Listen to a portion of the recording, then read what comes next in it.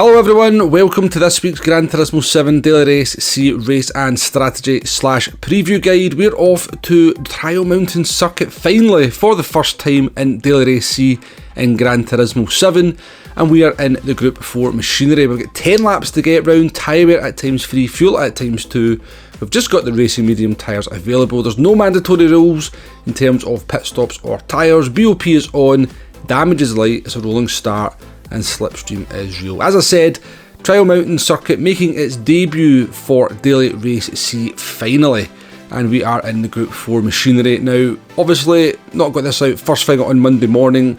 We didn't have all the details for the race. We weren't sure how many laps it was going to be and what car category it was going to be. Initially, I predicted maybe Group 2, but last night when we did some open lobbies, I kind of changed my mind that it was going to be a Group 4 race, and it turns out we had got that one spot on.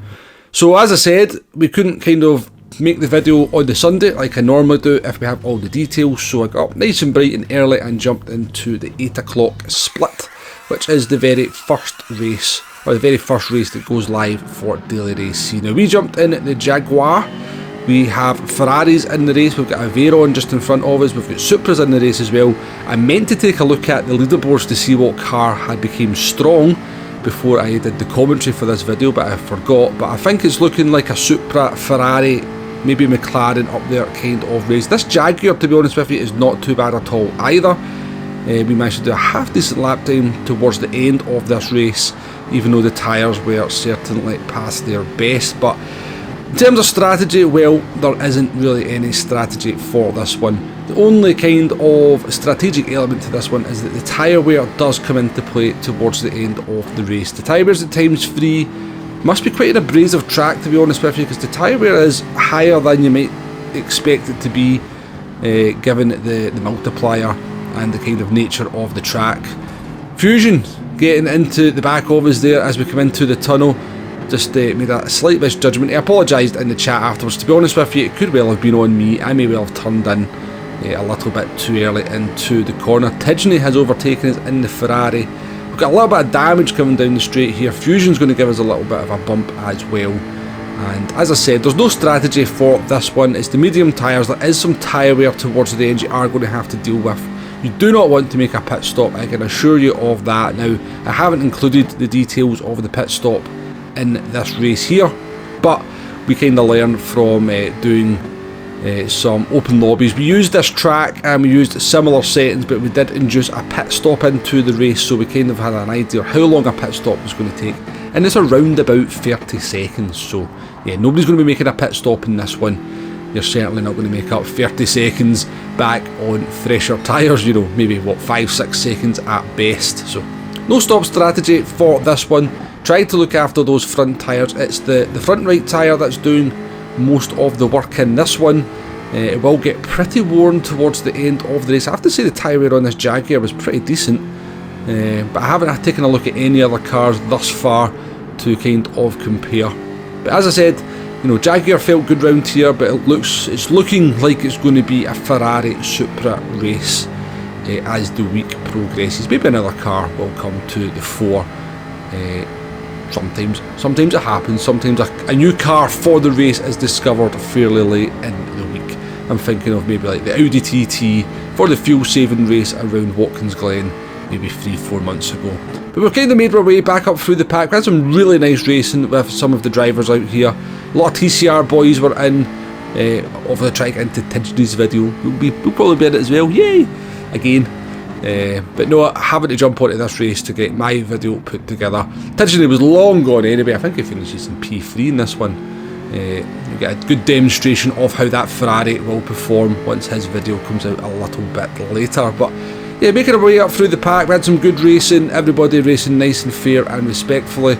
Going past Jammy here down into turn 1. We had a wee nose poke down into the chicane, but we backed out of it in time. But kind of compromised Jammy's line just enough for us to then get the move down into turn 1. And then passing another Ferrari here down towards the hairpin at the end of the back straight. The Jaguar has about the same kind of grunt as the Ferrari, is capable of passing the Ferrari on the straight, just having enough ponies to get alongside and then outbrake down into the braking phase. And lap 9 here, we're in P6, we're going to catch up with old banger number 13 now. I believe he was probably suffering on the tyres a little bit by this point, because we definitely had more grip, or certainly more traction coming out of the corner. So we're going to go for a move I wouldn't really recommend doing, but I knew at this point our tyres were just in much better shape.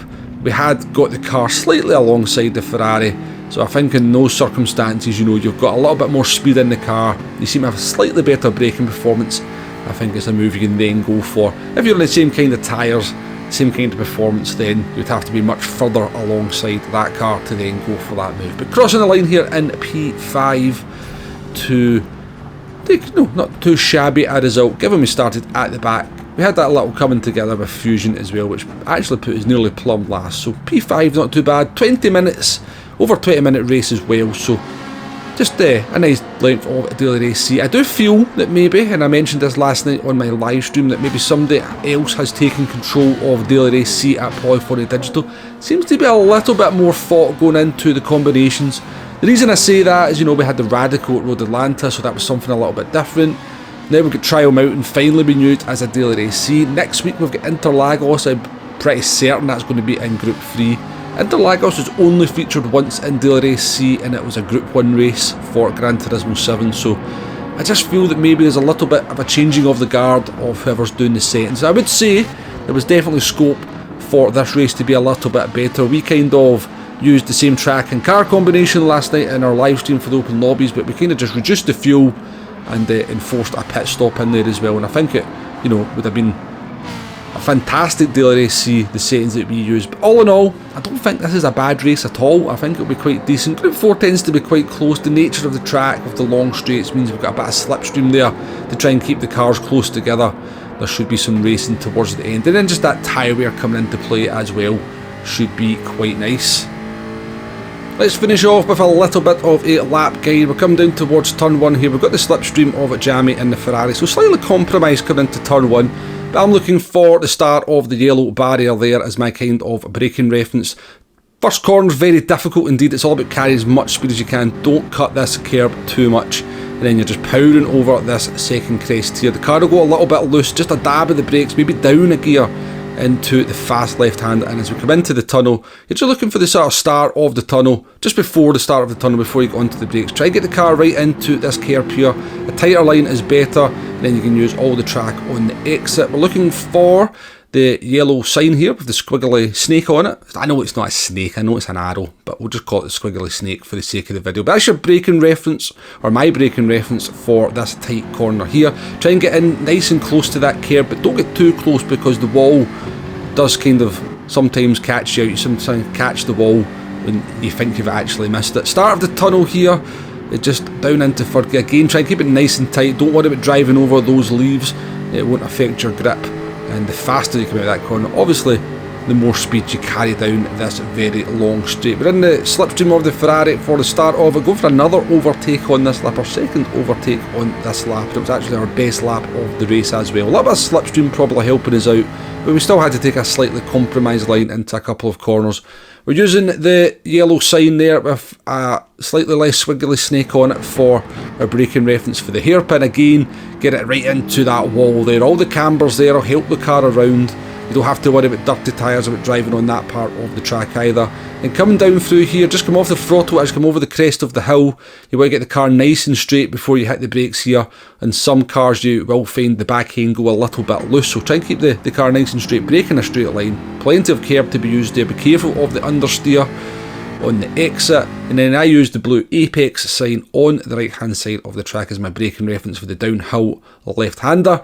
You don't want to get too brave down into this corner, because it's downhill. If you miss your braking point by a couple of metres, it will be sort of exaggerated, if you like. And then coming down towards the final chicane, you're looking for the kind of moss on the wall there. So there's 3 patches of moss. We're talking about the biggest patch of moss that is closest to you. That's just before that, I think, as your reference for the chicane.